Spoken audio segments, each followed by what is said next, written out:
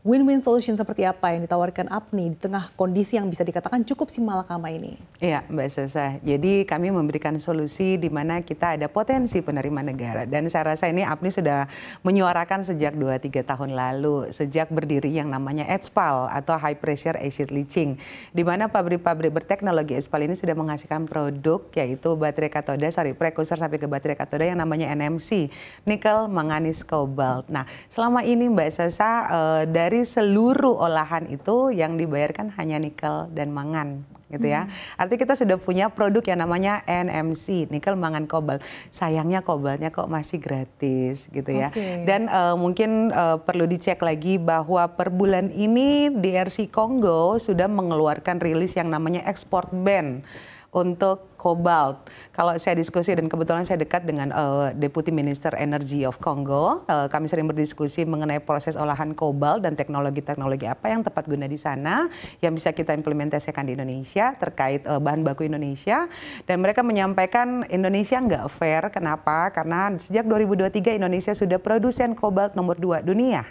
Selain Kongo, Kongo nomor 1, kita nomor 2. Pertanyaannya, negara dapat apa dari kobalt Indonesia? Nah, kami sejak tahun kemarin itu sudah bersuara, sudah menyampaikan kepada pemerintah ada potensi penerimaan negara dari mineral pengikut, salah satunya kobalt karena ada produknya. Kecuali belum ada produknya jangan ya. Tapi kan ini sekarang kita sudah ada produknya. Yang kedua juga bahwa mungkin beberapa informasi dari dunia menyatakan bahwa stainless steel Indonesia atau bahasa kami Cindo yang mengolah Cina tapi di Indonesia stainless steel Cindo itu 55% lebih rendah dibanding Eropa atau Western country. Kenapa? Karena salah satunya ferronya gratis. Ya, penyebab faktor utama adalah salah satu bahan bakunya masih gratis. Kedua, di mana proses pengolahan kita masih lebih murah dibanding negara lain, gitu ya. Karena di pabrik pengolahan itu kan banyak diberikan fasilitas insentif subsidi dari negara, gitu ya. Kami sebagai perusahaan lokal sih kadang-kadang cemburu ya Mbak Sasa. Kami kok perusahaan nasional kok tidak mendapatkan fasilitas insentif atau subsidi apapun itu. Padahal gitu kontribusinya ya. cukup besar bagi negara. Kontribusi cukup besar dan membayarkan royalti kami, ya. Jadi sekali lagi perbedaan royalti itu untuk non-integrated smelter itu yang membayarkan adalah penambang atau raw material. Untuk integrated smelter kita hanya 4 integrated smelter di Indonesia yaitu Antam, Vale, Wana Tiara, dan Weda Bay. Itu integrated artinya terintegrasi di tambang di mana royalti dibayarnya di akhir. Kecuali yang IUI di luar yang 4 tadi yang bayarkan royalti kami. Para pelaku pertambangan nikel Indonesia, yaitu yang tadi wacananya antara 14-19%.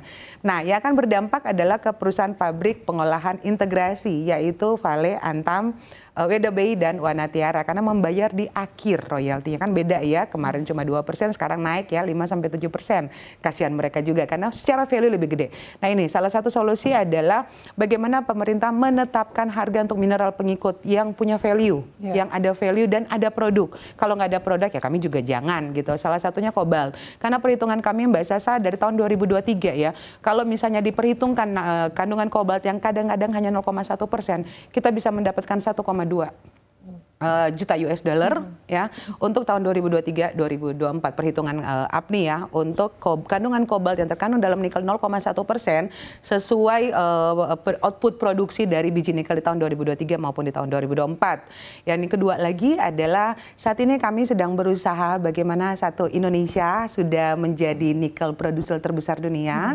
Sejak tahun 2023 kita sudah memegang peranan 63% dari total produsen dunia untuk nikel dan saat ini kami mencoba untuk berdiskusi dan memang sedang dalam proses bahasa saya di mana kami ingin membuat yang namanya Indonesia Metal Exchange karena sudah waktunya Indonesia punya peranan untuk menentukan harga sendiri.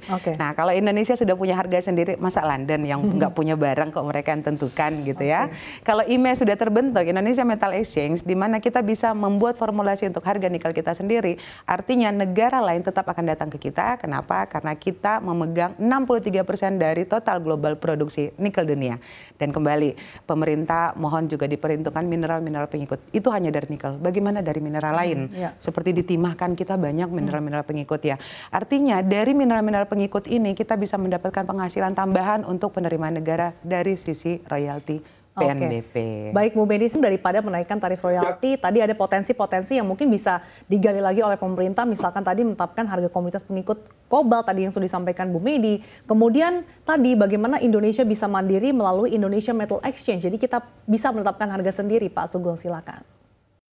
Ya, iya, jadi memang selama ini dari produk di smelter misalnya, sebagaimana disampaikan Mbak Medi tadi, masih sebatas pada produk-produk yang selama ini kita kenal, yakni sebatas NPI, nickel pig iron, ada juga nikel mate, dan seterusnya. Itu masih ada turunan lain, dan juga misalnya ferronikel. Ada turunan lain yang bisa, bahkan ada namanya mineral ikutan yang itu mestinya bisa menjadi disyaratkan dalam sebuah proses smelter tadi, sehingga bisa menghasilkan produk-produk sebagaimana disampaikan tadi. Kobalt misalnya, kobalt adalah komponen yang sangat penting bagi baterai lithium, nikel, lithium, sama kobalt ini kan sekarang komponen utama dari baterai energy storage ya, yang ini penting sekali bagi Indonesia ke depan. Bahkan itu menjadi faktor kunci bagaimana kita sebagai bangsa yang hari ini masih tergantung energi fosil, misalnya energy storage atau baterai energy storage itu menjadi hal yang sangat-sangat penting sekali ke depan. Dan sekarang pun kita sudah kita rasakan bagaimana baterai EV misalnya untuk mobil-mobil listrik dan sebagainya, dan itu sebagian besar adalah komponennya adalah nikel dan kobalt.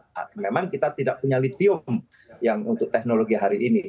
Nah, inilah yang menjadi tantangan kita bersama, termasuk juga mineral ikutan di timah misalnya, bahkan ada berbagai apa yang disebut dengan logam tanah jarang misalnya. Nah, ini saya kira ke depan kita tidak terus-menerus meningkatkan kapasitas produk yang terus hambur-hamburan sampai 63% produk nikel dunia itu adalah dari Indonesia.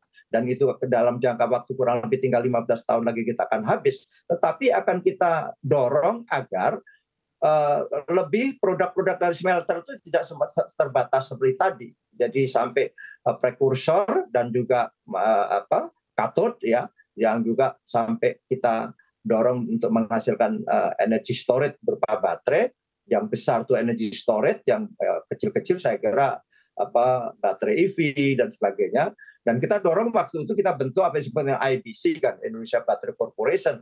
Memang mati tak mau itu pun lesu. Terakhir bahkan misalnya pull out PLN, dan juga bahkan semuanya adalah menyangkut tentang keseriusan investasi. Nah, mudah-mudahan ini ada dana antara, nanti ada investasi di IBC, Indonesia Battery Corporation, yang untuk memanfaatkan lebih memanfaatkan sumber daya alam kita menjadi produk akhir, yakni adalah baterai storage atau energy storage. Okay.